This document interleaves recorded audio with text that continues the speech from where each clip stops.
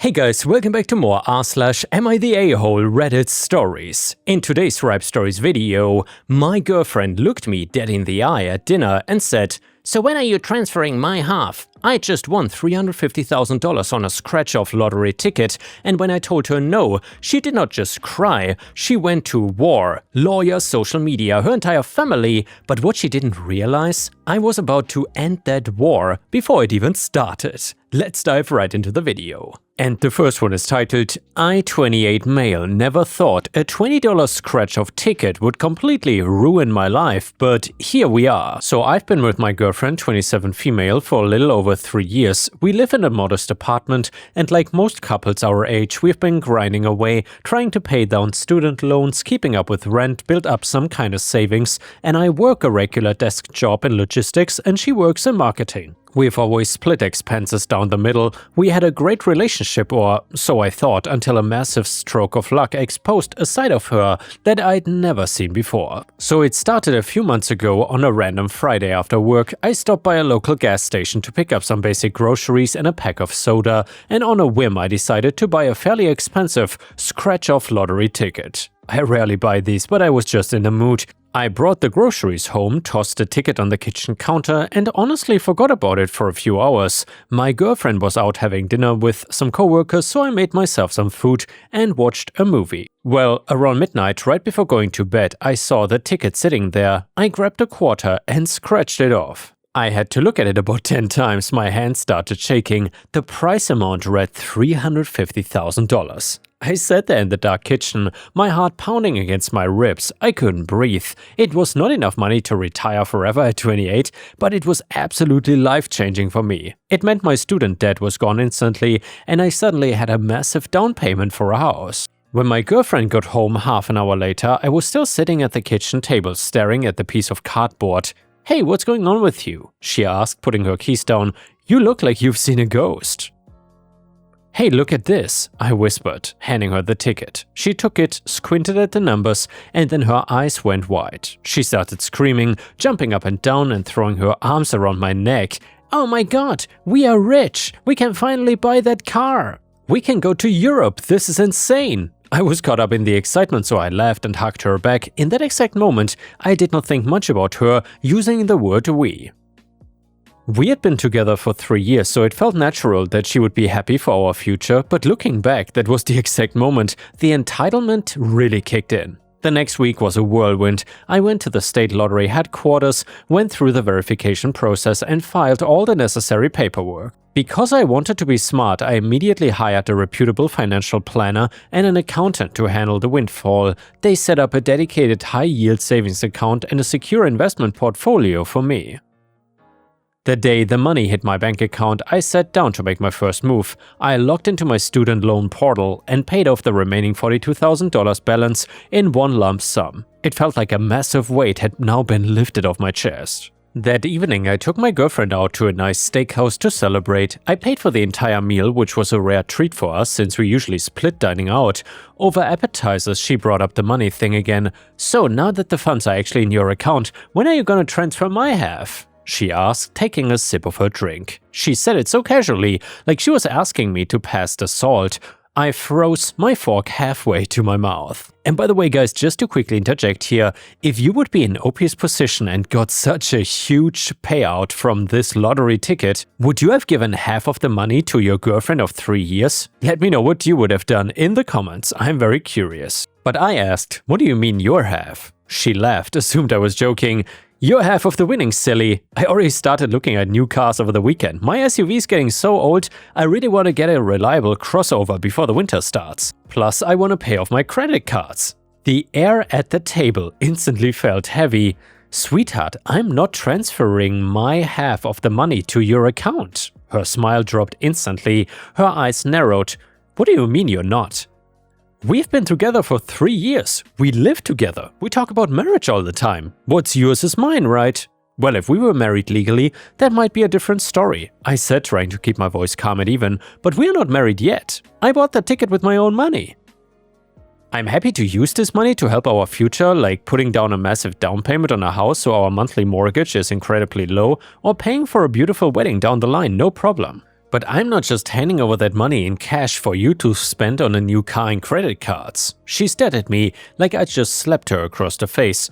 Are you serious right now? You're being incredibly selfish. You just got handed a fortune for doing absolutely nothing and you're hoarding it. If I'd won that money, I would have shared it with you instantly. It is about partnership. You really think it's fair to demand half of a lottery ticket I bought entirely on my own? I asked her. Yes, because we are a team. She snapped loud enough that a couple at the next table turned to look at us. The fact that you are hiding behind the "we are not married yet" excuse shows exactly how little you value this relationship. You're treating me like a roommate, not your future wife. The rest of the dinner was completely miserable. She refused to speak to me, barely touched her steak, and kept her back turned to me during the entire car ride home. Over the next few days, the tension in our apartment became unbearable. Every conversation turned back to the money. She stopped doing her share of the household chores, leaving her dishes in the sink and ignoring the trash cans. When I asked her about it, she just sighed and said, "Why don't you hire a maid, huh? You're the millionaire around here." Well, I was not a millionaire.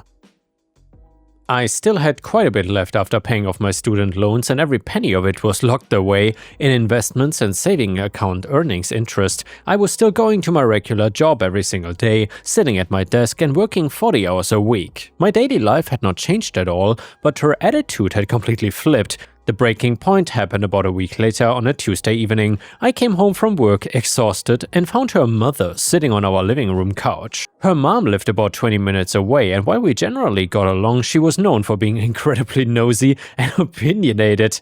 "Hi," I said, putting my laptop back down.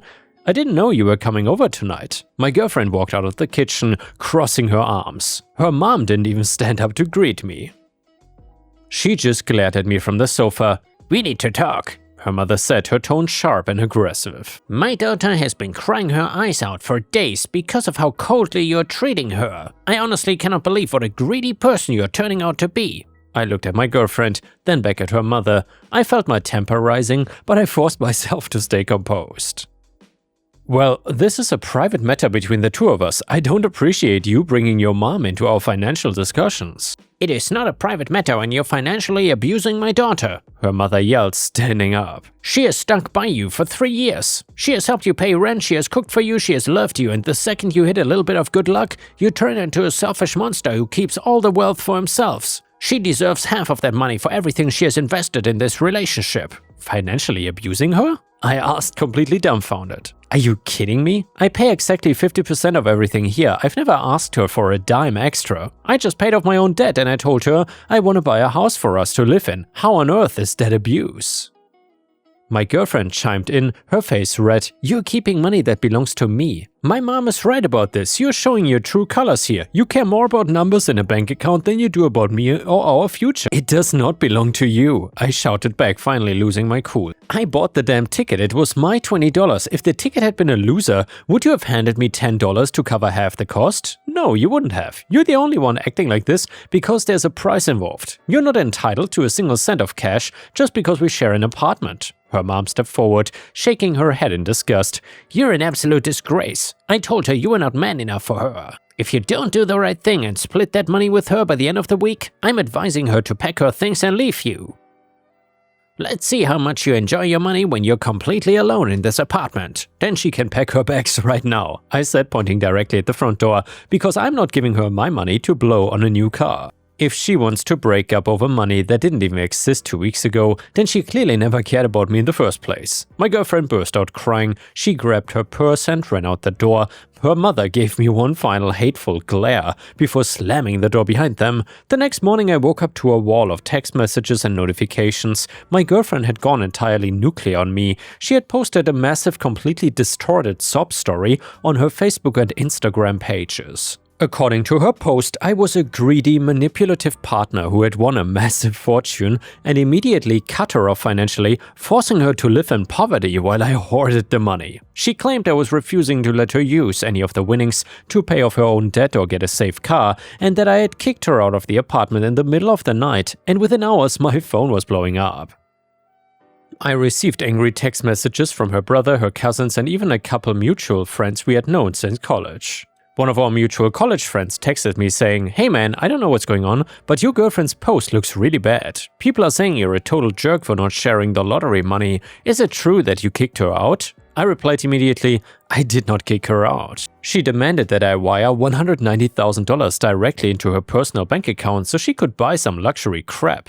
When I said I would rather use the money for a down payment on a house for both of us, she brought her mom over to scream at me and call me an abuser. She then left on her own. My friend didn't reply for a long time, but then finally texting back, "Oh, wow, she definitely left that part out of her post." But the damage was already done on social media. So I was being dragged through the mud by people who didn't know the first thing about the situation. My girlfriend's family members were leaving threatening comments on my old photos, calling me a scumbag, a parasite, and a fraud. It was incredibly stressful and I could barely focus at work. 2 days later, while my girlfriend was still staying at her mom's house, I received an email that completely changed the trajectory of the entire situation. It was from a local family law attorney. The email stated that they were representing my girlfriend and they were requesting a formal mediation session to discuss the division of joint assets, specifically the lottery winnings accumulated during the course of the domestic partnership. The letter claimed that because we had cohabitated for over 2 years and shared expenses, our relationship constituted a common law marriage or a de facto domestic partnership, giving her a legal claim to an equitable portion of the money I won. I sat at my desk staring at the email in absolute shock. She was actually trying to sue me for my lottery winnings. I didn't panic though. I immediately called an attorney. I explained the situation, I forwarded the email from her lawyer and scheduled an emergency consultation. Afterwards, I walked into my attorney's office. He had already reviewed the email and the documents I'd sent over. "Alright then," my lawyer said, leaning back in his chair. Let's get right down to the legal reality of this situation. First things first, what state do you live in and what are the specific laws regarding common law marriage here? "We live here in this state," I replied. "I don't think we have common law marriage, do we?" "Exactly," my lawyer said with a confident nod. "Our state does not recognize common law marriage whatsoever. It doesn't matter if you've lived together for 2 years, 5 years, or 10 years. Unless you went down to the courthouse, signed a legal marriage certificate and had a ceremony, you are legally considered single individuals. There's no such thing as a de facto domestic partnership for unmarried couples in this jurisdiction when it comes to asset splitting." I felt a massive wave of relief wash over me. So her lawyer's claim is completely baseless? Yeah, it's a classic scare tactic, my lawyer explained. Her attorney is likely working on a contingency fee or just charging her hourly to write a scary letter, hoping you'll panic and offer a large cash settlement to make the problem go away. But legally, she has absolutely zero standing. A lottery ticket purchased by an unmarried individual with their own funds is considered sole and separate property. She didn't contribute to the purchase of the ticket, right? No, I bought it myself at the gas station while I was picking up groceries. I said, "I have the bank statement showing the $20 transaction at the register." "Perfect, keep that statement secure," my lawyer said. "Now here's where we turn the tables though. You mentioned that she's been posting about this on social media, correct? Yeah, she made a public post on Facebook and Instagram calling me a financial abuser, claiming I threw her out on the street and saying that I'm hoarding joint money. Her family has been sending me harassing text messages and leaving defamatory comments on my business profiles." My lawyer's eyes lit up and he said, "Excellent. Do you have screenshots of all of this?" "I took screenshots of everything before she blocked me, yeah," I said, pulling out my phone and showing him the digital folder.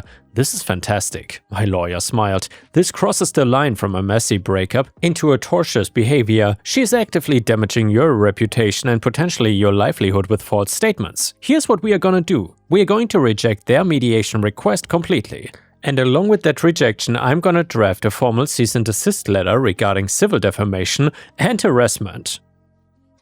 He said, "We will inform her attorney that if those social media posts are not taken down within 24 hours, and if all harassment from her family doesn't cease immediately, we will file a formal lawsuit against her for defamation of character and intentional infliction of emotional distress. We will also demand that she pay for all your legal fees incurred due to this frivolous claim." I said, "Let's do it. Send it out today." Well, the very next morning, my attorney dispatched a formal response and the cease and desist notice to my girlfriend's lawyer. The legal breakdown in our response was devastatingly precise. My lawyer cited specific state statutes proving that common law claims were legally void in our state. He attached copies of her defamatory social media posts along with an itemized warning about the financial damages we would seek in a civil court if she didn't comply immediately. The response from their side was almost instantaneous. Less than 2 hours after the letters were delivered, my girlfriend called my phone. I had blocked her number, but she called from her mom's cell phone. I decided to answer answer, making sure to tap the record button on my computer to log the call for my lawyer. "What is wrong with you?" she screamed into the phone, her voice cracking with anger and panic. "You had your lawyer threaten me? My attorney just called me and said he's dropping my case because we don't have a legal leg to stand on, and he said you're threatening to sue me for defamation. How could you do this to me?" "I didn't do anything to you," I said calmly. "You brought this on yourself. You were not satisfied with me wanting to buy a house for us or planning a future together. And you demanded that I give you $190,000, brought your mom over to threaten me and lied about me on social media, and then tried to use a lawyer to extort money that doesn't even belong to you. I told you I was not gonna roll over. We can work this out," she sobbed, completely changing her tune now. "Please don't sue me. I don't have the money for a legal battle. I'll take the post down right now, I promise. I was just hurt and angry because I thought you were leaving me behind. Can we please just sit down and talk like normal people? I love you. I don't want to lose you over this." "The time for talking was before you tried to drag my name through the mud and sue me," I replied coldly. "You showed me exactly who you are when things get tough. You don't love me. You love the idea of a $190,000 payout." If those posts are not gone in the next hour, my lawyer is moving forward with the lawsuit. Don't contact me again. I hung up the phone. Within no time, suddenly every single social media post about me was completely scrubbed from the internet, the defamatory comments were deleted, and her family members completely stopped texting me. But I was not done securing my life. No, since her name was our apartment lease alongside mine, I knew I needed to handle the living situation cleanly. And well, our lease was actually set to expire in about 2 months anyway, which was incredibly convenient timing. I went down to the leasing office, explained to the property manager that we were separating, and paid the small administrative fee to officially remove myself from the lease renewal option. I paid my exact half of the remaining 2 months of rent up front directly to the landlord, ensuring that I had fulfilled every single financial obligation under the contract, and over the weekend while she was at work, I hired a professional moving company. Within 4 hours, they packed up all my furniture, clothes, electronics, and personal belongings. I left her furniture, her decorations, and everything she owned completely untouched. It has been a few months since that chaotic week, and the dust has finally settled completely. I have 0 student loans, 0 credit card debt, and a very comfortable investment portfolio that will ensure I can retire early if I keep working hard. From what I heard through a couple of mutual college acquaintances who still speak to her, my ex-girlfriend's life went downhill quickly after the breakup.